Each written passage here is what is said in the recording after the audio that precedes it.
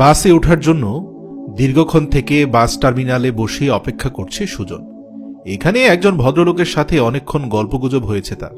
কিন্তু অবাক করা বিষয়, এই ভদ্রলোক সুজনের ব্যাগ থেকে একটা বিস্কিটের প্যাকেট নিয়ে খাওয়া শুরু করল। একবার সুজনের কাছে জিজ্ঞেস করল না যে, ভাই আমি কি আপনার বিস্কিটটা খেতে পারি? যেই না একটু মিষ্টি মুখে কথা বলল, অমনি সুজনের ব্যাগ থেকে বিস্কিটের প্যাকেট বের করে খুলে খেতে শুরু করল। সুজন ভাবল, আরে ভারী বেয়াদব লোক তো, ঠিক আছে আমিও তার সাথে বিস্কিট খেতে থাকি। যেহেতু বিস্কুটটা তার টাকায় কেনা, তাই ওই ভদ্রলোক দুজনের মাঝে বিস্কিটের প্যাকেটটা রাখলেন এবং সেখান থেকে খেতে থাকলেন। সুজনও তার সাথে বিস্কিটটা খাচ্ছে, তবে খুব বিরক্ত হচ্ছিল এই লোকটার কর্মকাণ্ডে। সুজন একটা করে বিস্কুট নিলে ওই লোকটাও একটা করে বিস্কুট নিচ্ছিল। লোকটা যে বিস্কুটটা আরেকজনের ব্যাগ থেকে এভাবে না বলে বের করে খুলে খাচ্ছে, এটা তার চোখ মুখ দেখে বোঝার উপায় নেই। এমন অভদ্র আচরণের ফলে সুজন আরো বেশি রেগে গেল। তবুও সে নিজেকে সংযত রাখলো, ভাবলো একটা বিস্কুটের প্যাকেটের জন্যই কি এভাবে কাউকে কিছু বলা যায়।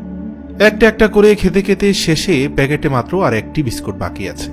এই দেখে লোকটা বিস্কুটটাকে হাতে নিয়ে অর্ধেক করে ভাঙল। এরপর অর্ধেক বিস্কুট নিজে খেয়ে বাকি অর্ধেকটা প্যাকেটে সুজনের জন্য রেখে দিল। এই কাণ্ড দেখে সুজন লোকটাকে কিছু একটা বলতে নিচ্ছিল। আরে ভারী আজব লোক তো, আমার বিস্কিট খাচ্ছি, সর্বশেষ বিস্কিটটা কোথায় রেখে দিবে আমার জন্য, তা না সেটাকে আবার অর্ধেক করে নিজে অর্ধেক খেয়ে নিল। এমন সময় সুজনের বাসের ডাক এলো এবং সুজন সাথে সাথে সেখান থেকে চলে গিয়ে বাসে উঠে পড়ল। বাসের মাঝে সে কিছু একটা বের করার জন্য তার হ্যান্ডব্যাগ খুলল এবং অবাক করা বিষয়, সে দেখতে পেল তার সেই এনার্জি প্লাস বিস্কিটটি তার প্যাকেটে আছে। অনেকক্ষণ অবাক থাকার পর সে বুঝতে পারল সে কত বড় ভুলটাই না করেছে। ওয়েটিং রুমের ওই লোকটা তার বিস্কুট খায়নি। এই দুনিয়াতে এনার্জি প্লাস বিস্কিট তো শুধু একজনের কাছেই থাকতে পারে না, বরং সে নিজের বিস্কিট তার সাথে শেয়ার করেছে। পুরো ঘটনাটা খোলাসা হওয়ার পর সুজন নিজে নিজে খুবই লজ্জিত হলো। তার মনে হলো লোকটা তো কোনো অভদ্র আচরণ করেনি, উল্টো আমি তার সাথে অভদ্রতা করেছি, তাকে চোর ভেবেছি। সে নিজের খাবার আমার সাথে কতটা হাসি মুখে ভাগাভাগি করে খেলো। কতটা আন্তরিক হলে মানুষ এমন কাজ করতে পারে, অথচ আমি তাকে বিনিময়ে একটা ধন্যবাদও দেইনি।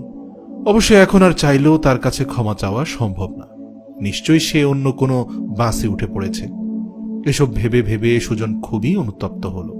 আসলে সারাদিন পরের সমালোচনা করে নিজের জীবনে কখনোই ভালো কিছু বয়ে আনতে পারবেন না।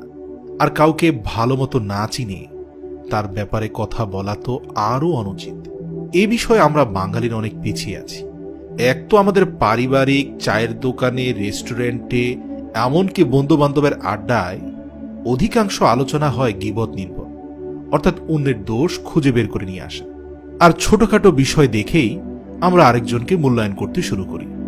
আমাদের এই অশোভন আচরণগুলো বন্ধ করা উচিত।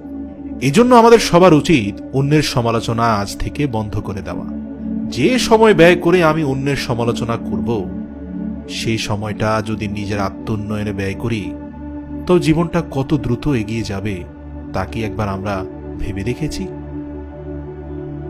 মনে রাখবেন, আমরা শুধু গল্প শোনাচ্ছি না, আলোর পথ দেখাচ্ছি। আলোর পথের একটি ভিডিও শেয়ার করার মানে হচ্ছে আপনিও আলোর পথ দেখাচ্ছেন।